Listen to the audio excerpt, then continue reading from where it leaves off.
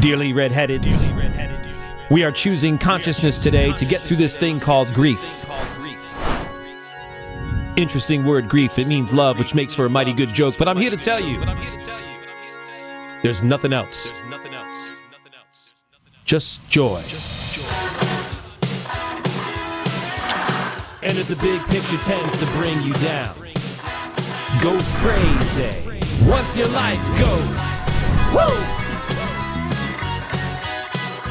Hello, it's Natural Born Redhead. I have the pleasure of being here this morning with Dr. Robert Stein. He's a psychologist that is a partner in the Center for Neurobehavioral Health in Lancaster, PA. Did I say Lancaster right? Yes, you did. The way I came to find Bob is a long-term casual friend of mine years ago was married to my business associate who has since passed. And I was reflecting on Joe with Bob this morning. Joe was my business associate. And come to find out, Bob knew him pretty well. And one of my favorite Joe stories is we used to work out together. And neither of us were the most motivated worker-outers. And I walked into the gym, and Joe was on the treadmill. And I said, how about lunch? And he walked right off the treadmill out the front door of the gym.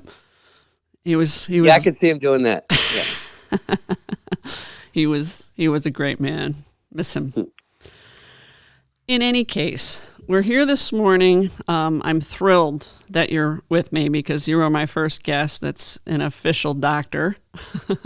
And from our conversation the other day, I was just, little girl excited that you'll spitball with me. But before we do that, if you would please share your background and your specialty. Yeah, I'm a licensed psychologist, and in the psychology world, they don't license sort of subspecialties, but people have subspecialties. So my specialty is neuropsychology, and neuropsychology refers to the study of brain and behavior. Now, that might not seem like anything unusual because the brain controls our thoughts and our behavior. But in neuropsychology, when people have brain injuries, brain trauma, either from a stroke, a head injury, or an assault, it affects their behavior in certain ways. And neuropsychologists test, they assess, and they do rehabilitation types of services. The field is somewhat new. The way I got into it was in an odd sort of manner. Around 1979 or 1980, I was an undergraduate in college and saw a piece of paper on a bulletin board that had a little sign saying new program, human clinical neuropsychology. Didn't even know what neuropsychology was. I had to go look it up in the library, learned a little bit about it. And I applied for this program, and it was a doctoral program, and it was new. Not too many people knew about it. The program only had 20 applicants that year, and they took 3 students, and I was one of the students. Why was I picked? It wasn't necessarily because I had great grades or credentials or anything like that. I was working in a laboratory with one of the professors who was on the admissions committee.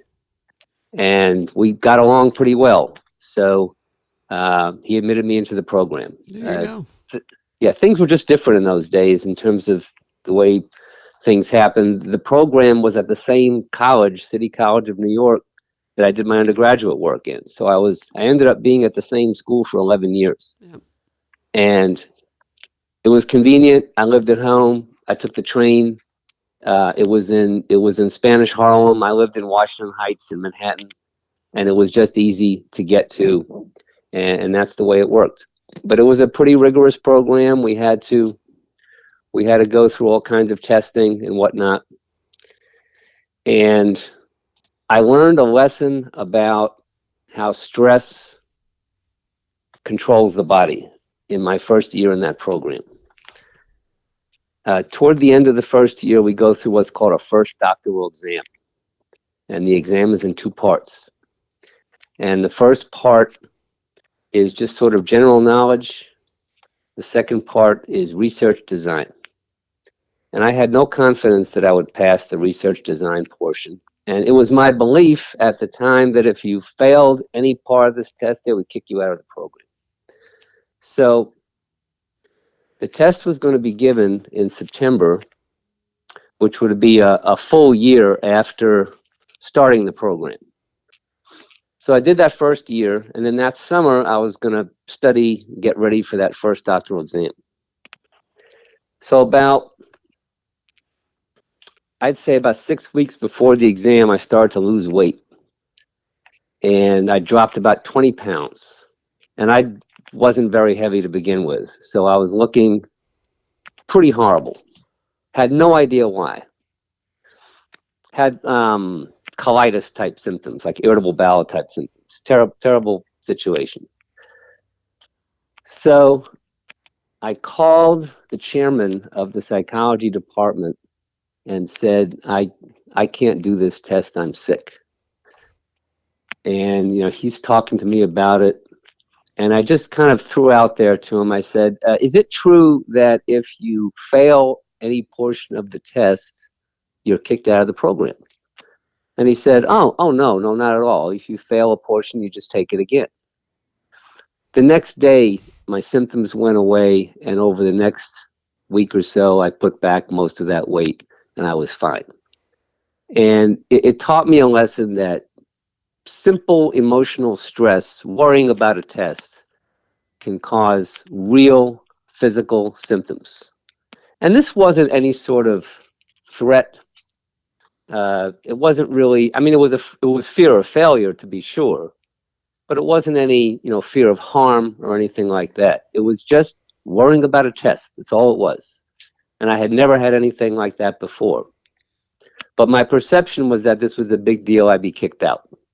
Sure enough, I did fail half of that test, and I did have to take it again later. But it was no big deal because they didn't think it was a big deal. So it taught me that lesson of emotional reaction and its effect on the body. And something I never forgot. And I use that lesson in my work with clients over the years. So that was my educational background. I got this degree. I was going to do my dissertation with toddlers with disabilities, 2 and 3 and 4-year-olds who had mostly genetic types of disabilities, and I was going to do rehabilitation type programming with them.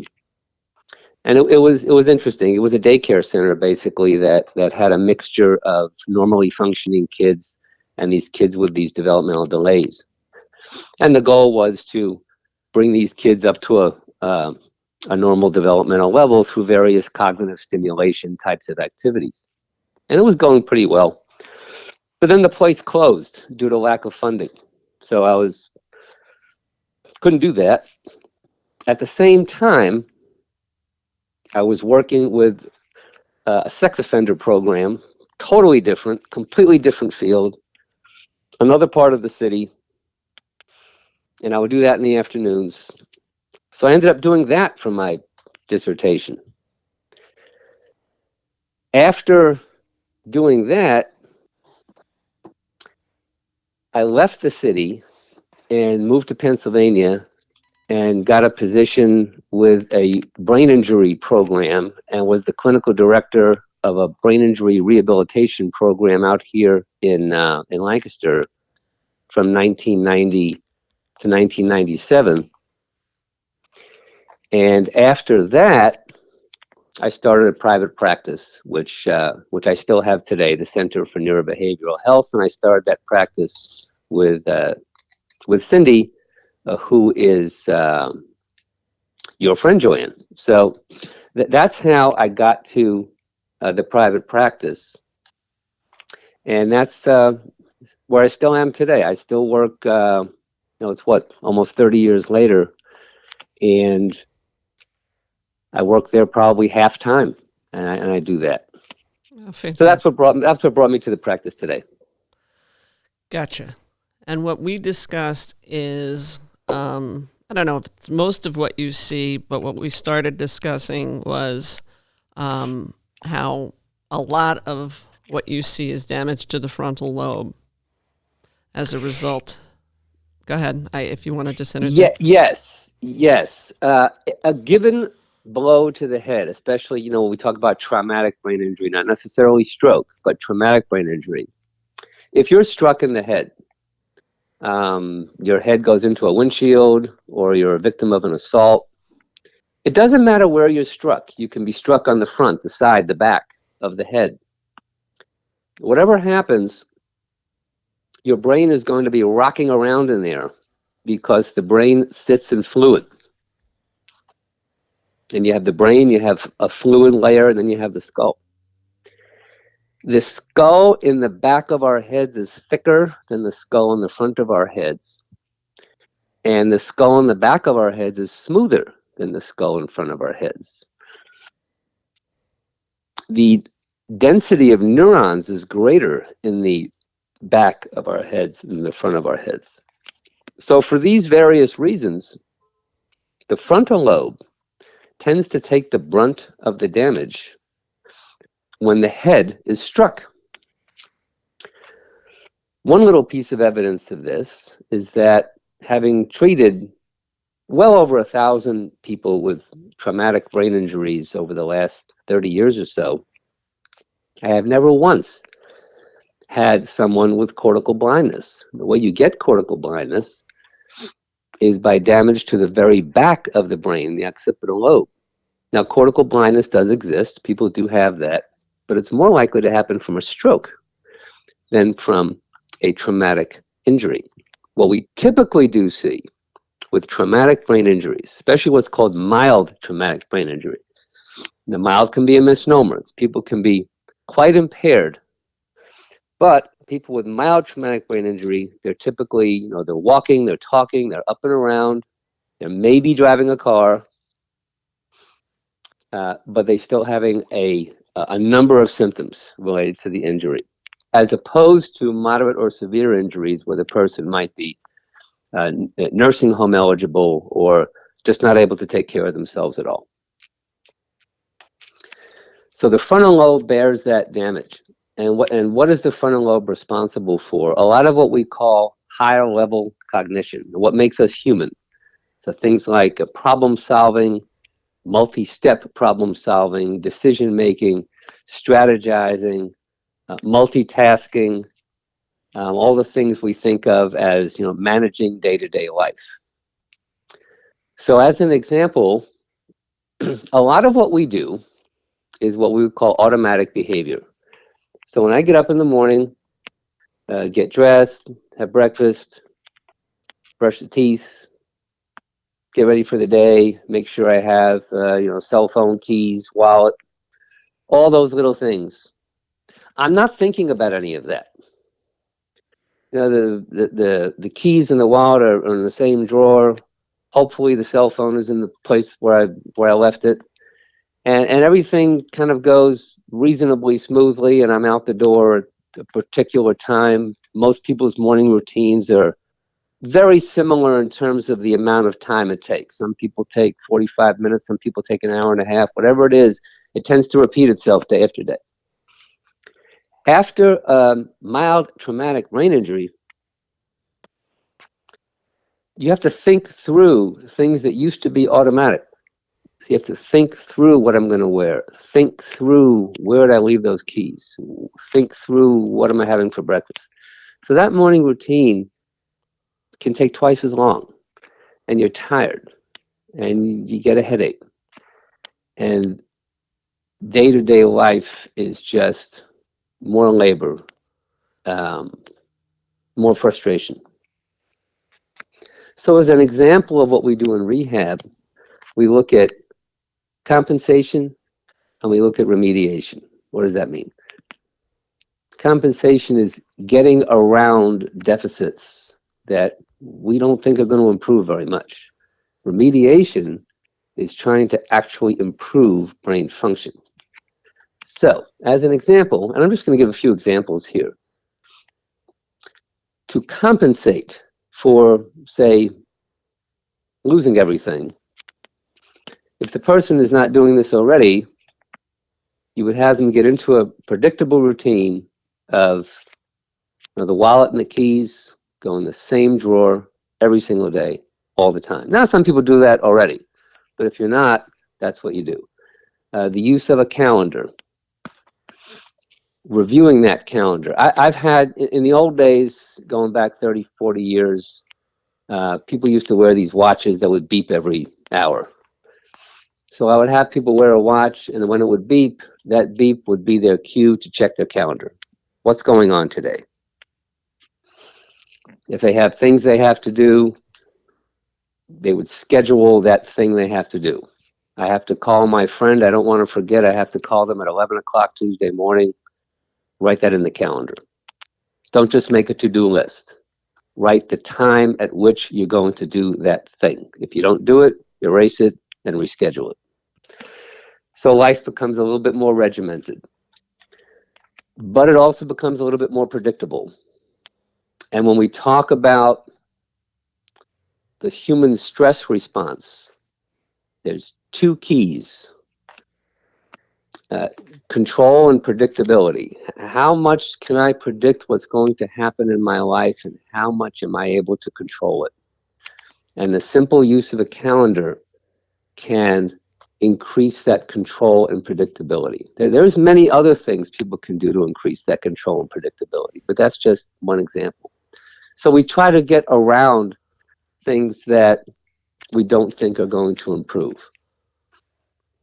Got it. So, go ahead. No, Joanne. no, there's nothing. Okay. So the next thing, I just want to give a couple of examples of remediation. This is where we start talking about things like cognitive stimulation. And I want to use the example of a video game. Most video games don't really do much for brain function, especially the ones where you're just shooting at things. It may increase reaction time a little bit, but other than that, it doesn't do much. However, there are some video games which are great for cognitive remediation.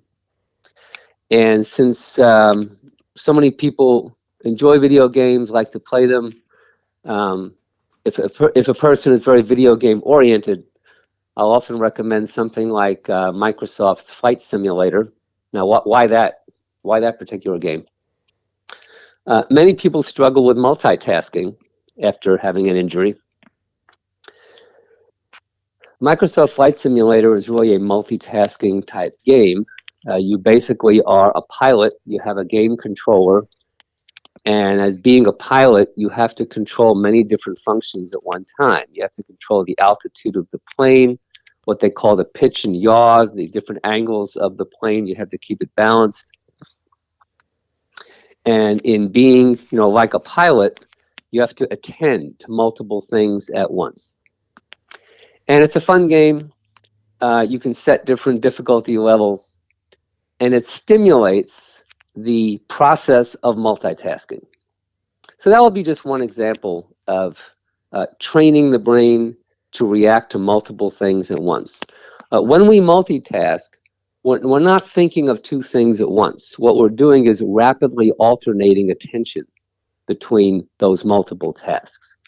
And the key word there is rapidly alternating attention, because after a head injury, and again, whether it's a stroke, whether it's a traumatic injury, we tend not to think as quickly. And the reason for that is pretty simple. We don't have as many brain cells as we did before the injury. The processing takes longer. The movement of information through the brain simply takes longer.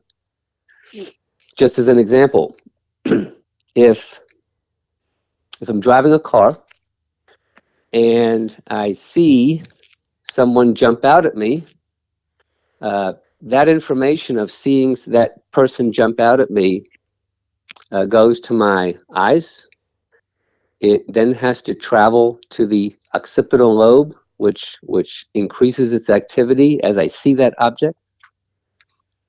But the occipital lobe doesn't recognize anything. So that information has to make its way to the parietal lobe, where I can make sense of what I've just seen. That information has to then make its way to the frontal lobe, where I can make a decision on what to do. That information then has to make its way to the motor portions of the brain that will instruct my foot to move it from the accelerator to the brake to hit that brake in time. Now, that whole process should take about 1/3 of a second. And then I can, protect that person from being hit by my car. If I've had a brain injury, that 1/3 of a second may become 2/3 of a second or a half a second. That's enough to have an accident. That's enough to hit that person. We know from, what is DUI laws that alcohol slows that process, that reaction time process. But we also know from brain injury work that slows the process as well. This is one of the reasons why alcohol and brain injury do not mix, because you're getting what's called an additive effect. It takes a lot less alcohol to get drunk after you've had a brain injury. People with brain injuries generally should not drink at all. It's hard to tell people that, especially younger people that have had a brain injury, that they shouldn't drink at all. But it's a troubling thing for that. Can you train reaction time? Can you make it so that you react quicker to situations? You can, and a lot of the work on training reaction time is through computer type games where you're forced to react quickly to situations. And actually, most computer games do involve quick reaction. So that's one advantage of using the computer as a remediative strategy. And there are many others, which I'm not going to go into all the details of that, but there's many other types of games that stimulate things like memory, perception, like we mentioned, processing speed, some problem-solving types of things. So there's all kinds of different computer games. One thing I had mentioned in our previous conversation, Joanne, the act of reading is a very natural cognitive remediative strategy, because when we read, many domains of cognitive function are being stimulated. Our immediate memory, our visual memory, because we tend to imagine what we read, our short-term memory of remembering what we read a couple of minutes ago, our long-term memory, remembering what we read the previous day if we're reading a long book, or remembering what we read a couple of hours ago if we're spending a lot of time that particular day reading. If you're not inclined to be a reader, then anything that makes you think is remediative cognitively. Playing a musical instrument, engaging in artwork or work with crafts, work with design. We can talk about things that activate right brain function more than left brain function. And while it's not so cut and dried with that, it's not that clear cut, there are tendencies for verbal type material to be more related to left brain activity, and spatial or design types of things to be related more to right brain activity. But either way, when we're engaging in things that make us think, make us concentrate, especially things that we're interested in, we are forming new connections in the brain. And learning is a physical process that takes place in the brain. There are a lot of pretty complex chemical interactions that occur when we learn things. And that's something that's still being studied pretty intensely, of what's happening exactly inside the brain when we learn something. Some of them actually involve structural changes, the actual branching of nerve cells in response to the process of learning. So that's what I have to say about the remediative and compensatory type work that's done in brain injury rehabilitation. Well, I think this is a good segue to go into when the brain is injured by not a direct blow. Right.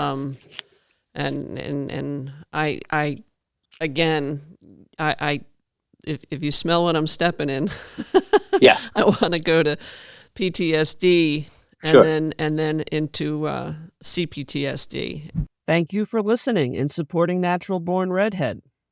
If you follow the bouncing balls, please like and subscribe. If you know someone interested in sparing others grief and inciting joy, message me on Facebook or reach out via my website, Natural Born Redhead. Jai Ma.